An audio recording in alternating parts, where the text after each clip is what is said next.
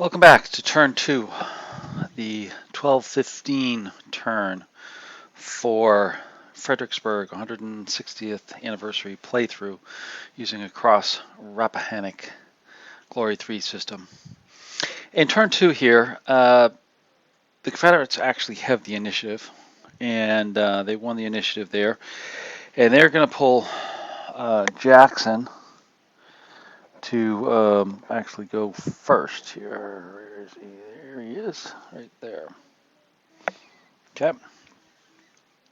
And I've zoomed you in over here because Jackson is going to continue his attack over here on the Union left, Confederate right, with Hill's division that's coming up through here.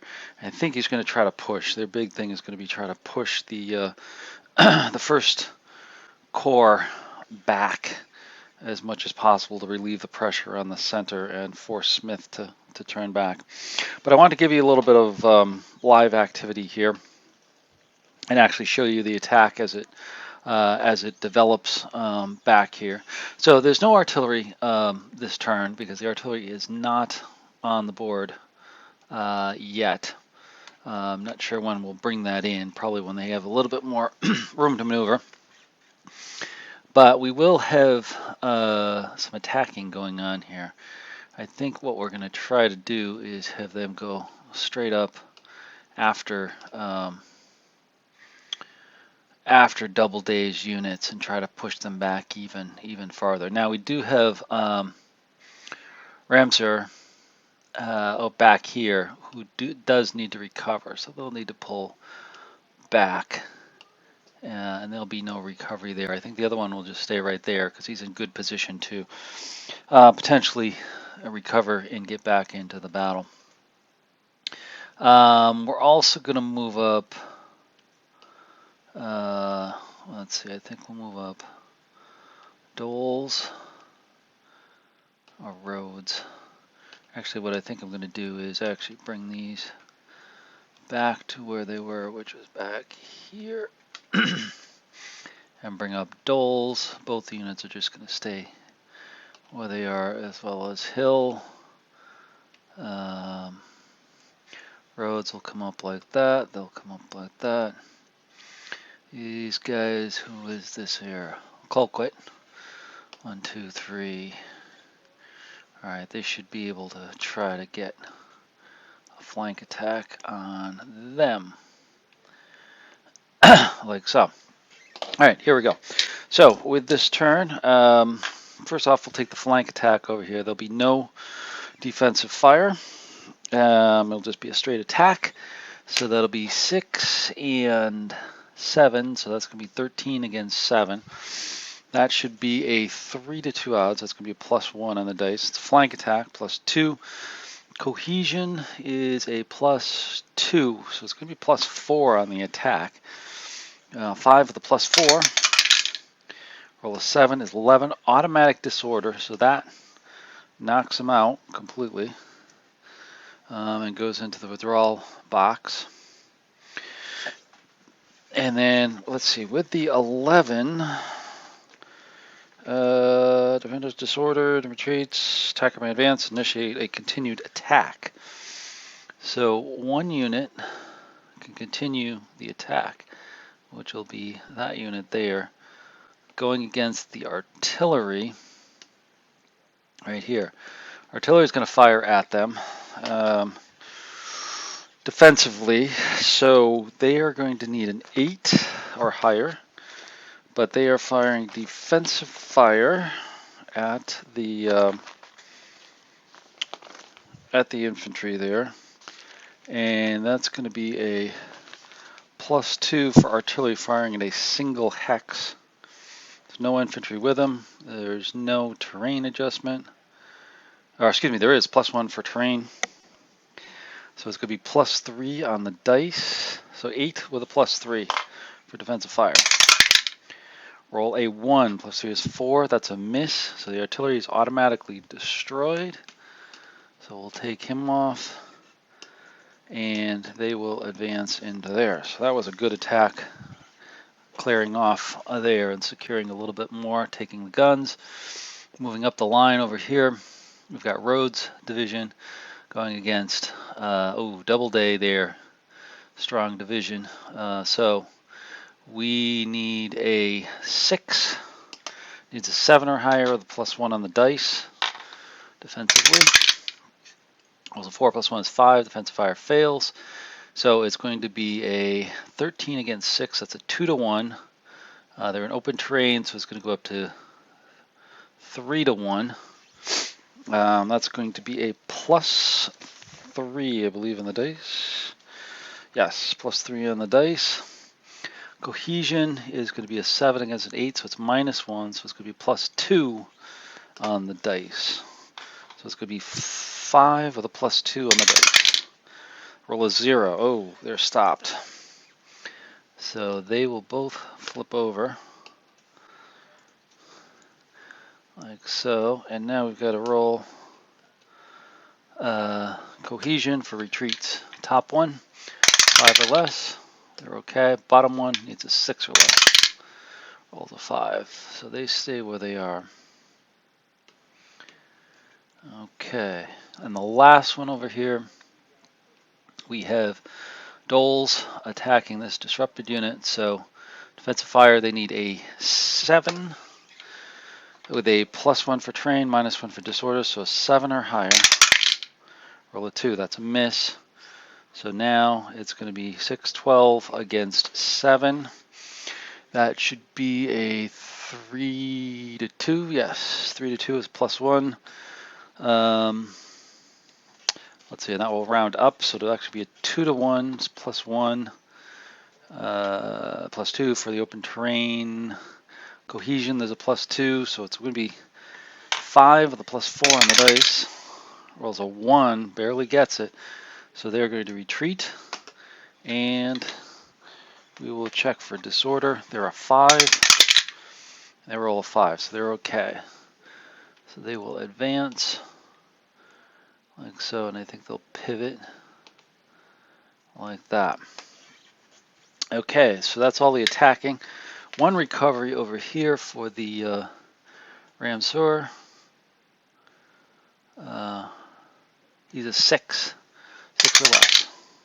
Rolls a 9, doesn't get it. All right, so that's all for DHL. So just wanted to show you that attack over there, and now we're going to continue on with the rest of Jackson's units, and I think there won't be much attacking. There's some artillery, but some positioning. So I'll bring you back at the end of Jackson's excavation, show you where everybody wound up. Okay, coming back after the rest of Jackson's move, just want to show you kind of a little bit of a wide view of where everybody wound up.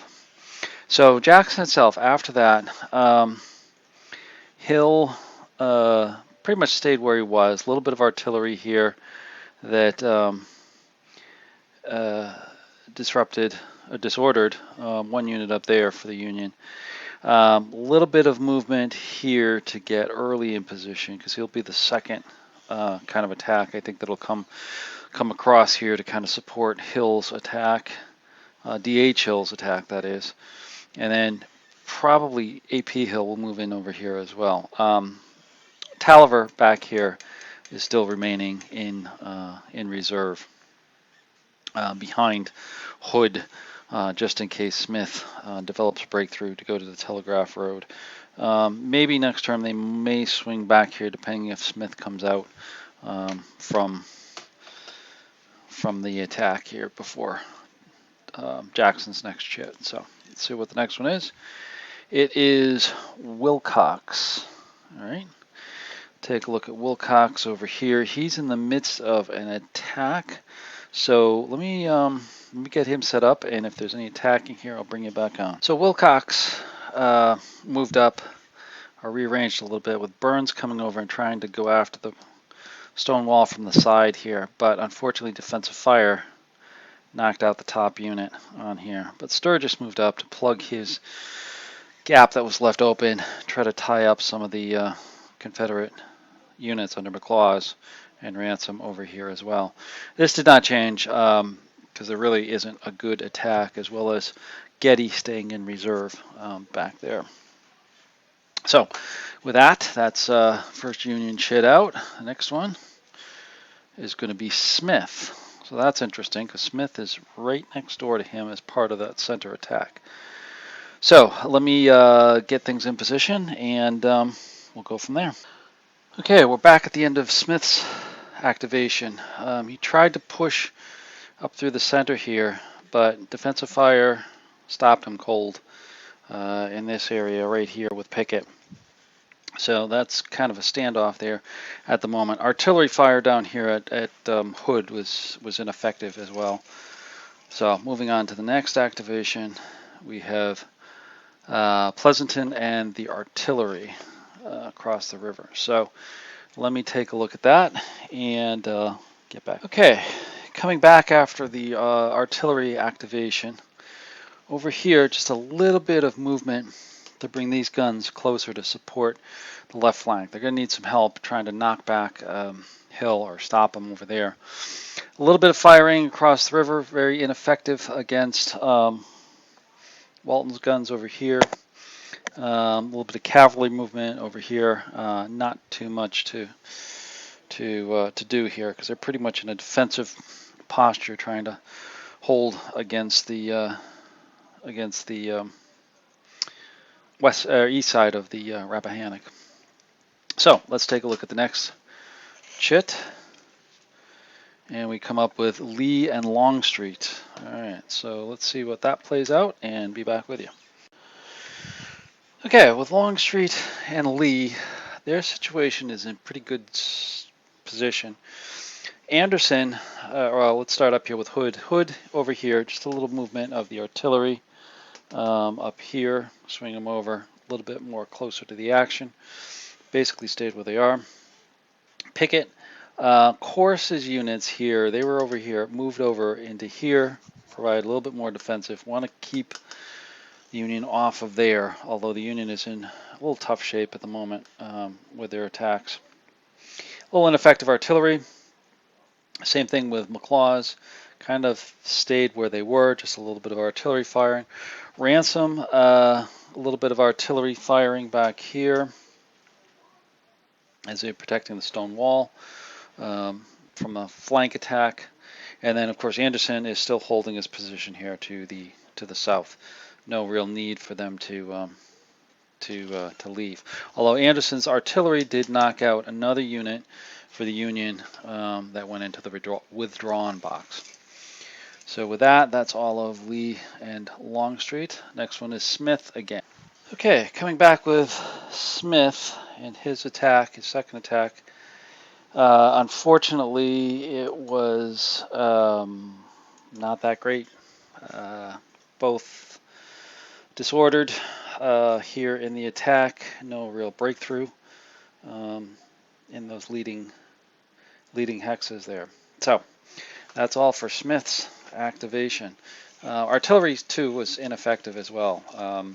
Kind of they're just stuck against Pickett and Hood's division over there. Next one is Wilcox again. Okay, well, a little success with Wilcox over here to the left, or to the, excuse me, left of center, right here. We've had Burns come up here and actually push back Cook and his half brigade over there and break in behind the stone wall. Now, if we can just get support up in there, then maybe they can actually break through or hold on there. And that's also, I believe, a victory point because that is part of the Telegraph Road there too. So that's kind of interesting over there. Now, if we can just get more units up in there to push back some of these Confederates, we'll be able to do it. And I just noticed this victory hex. That's a victory hex there as well. So the Confederates, we're going to need to push them back here a little bit. May need to get Anderson's involved here as well once we go to Lee and Longstreet's activation. So with that, oh, also too, Burns's disordered units moved back. Sturgis is over here still, stretched out a little bit, but still in command. And then Getty has moved up to take Burns's place up against McLaws there. So the next activation is going to be Reynolds. Okay, let's see if he can provide some counterattack or something to hold the Union left. Okay, coming back with Meade's units here.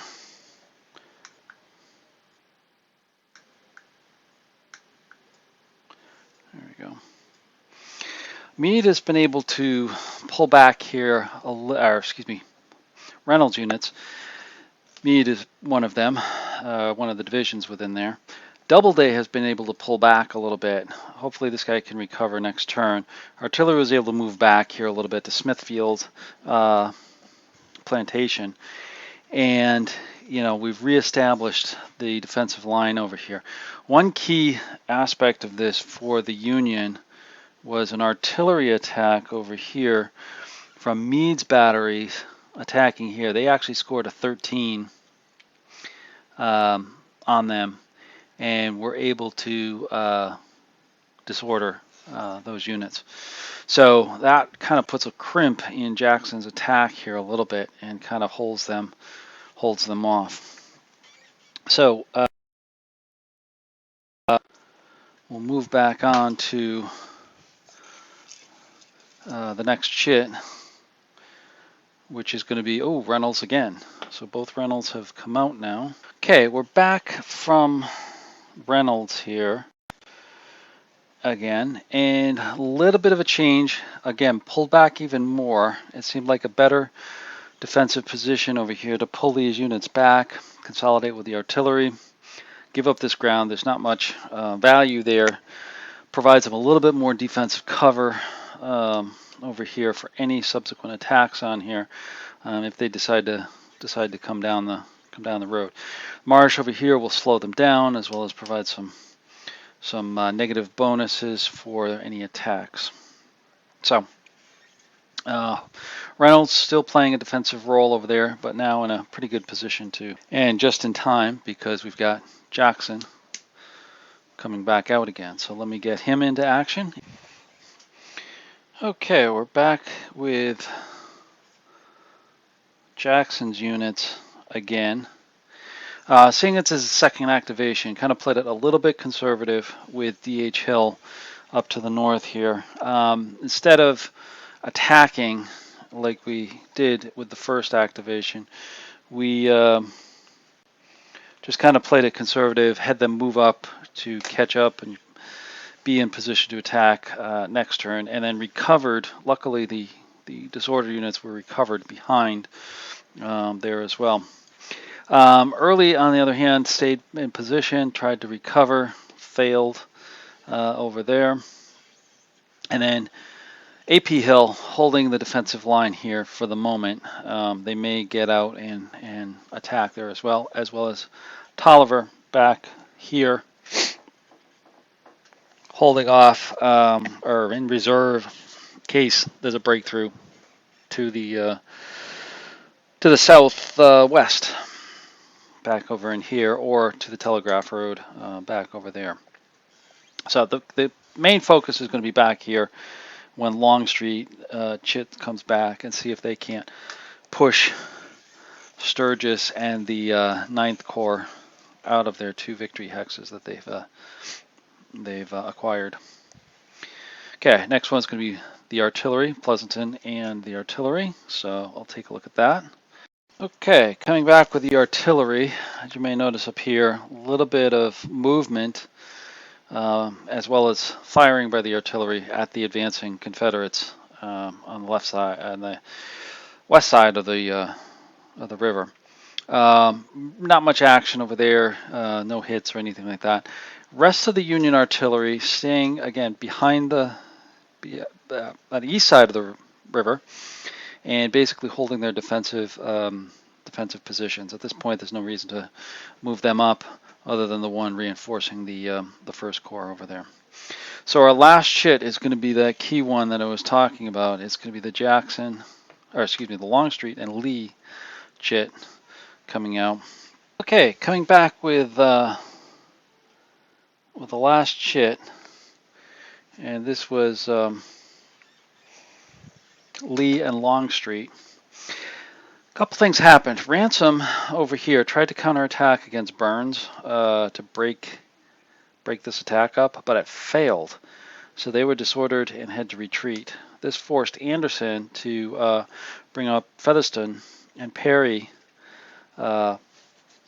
brigades to kind of plug that hole and provide some defensive support here, because we do have Cobb, who's in a tough position now that's been flanked over here. But if they try to turn an attack, they're going to get some serious negative modifiers there that will not be good. These units here are in a little bit tough position. Actually, this guy, sorry, he should be back there because he moved back, just trying to escape a little bit. The corner of the stone wall here is threatened, but still being held by the Confederates here. And actually, he should be pivoted there as well, like that. Sorry, wanted to get them like that. So there's a little bit of vulnerability here. Same thing over here to the flank with Sturgis on the road.